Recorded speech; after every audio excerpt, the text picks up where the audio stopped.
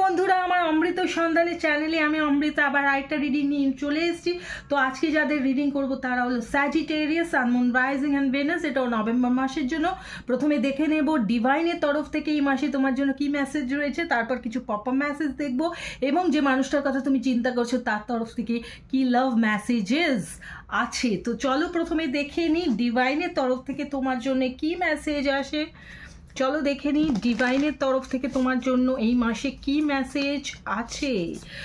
তো imagine all unwanted thoughts dissolving into light, creating room for new opportunities and possibilities for your life.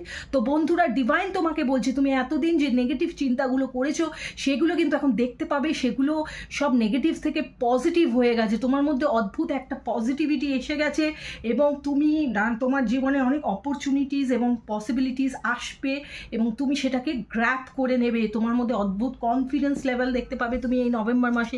এই ব্লেসিংসটা ঈশ্বর কিন্তু তোমাকে দিচ্ছেন এই নভেম্বর মাসে। চলো কি পপ আপ মেসেজ আছে তোমার জন্য দেখা যাক। Secret admire. তো মাই ডিয়ার স্যাজিটেরিয়াস, কোনো এমন একজন মানুষ আছে যে কিন্তু তোমাকে সিক্রেটলি খুব অ্যাডমায়ার করে, পছন্দ করে এবং হয়তো ভালোবাসে। সে কিন্তু সিক্রেটলি কোনো সোশ্যাল মিডিয়ার মাধ্যমে বা কোনোভাবে তোমাকে কিন্তু ফলো করছে এবং তোমাকে তার মনের কথা জানাতে চায়। তো দেখে নিই তার মনের মধ্যে কি আছে। তো সবসময় যে মানুষটা প্রেমিকই হবে এমন কোনো কথা নেই। অনেকের ক্ষেত্রে প্রেম হবে এবং অনেকের ক্ষেত্রে হয়তো প্রেমিক নয়, বন্ধুবান্ধব বা ফ্যামিলি মেম্বারও হতে পারে। দুখানা মেসেজ এসে গেছে, সে অনেক কিছু বলতে চায়।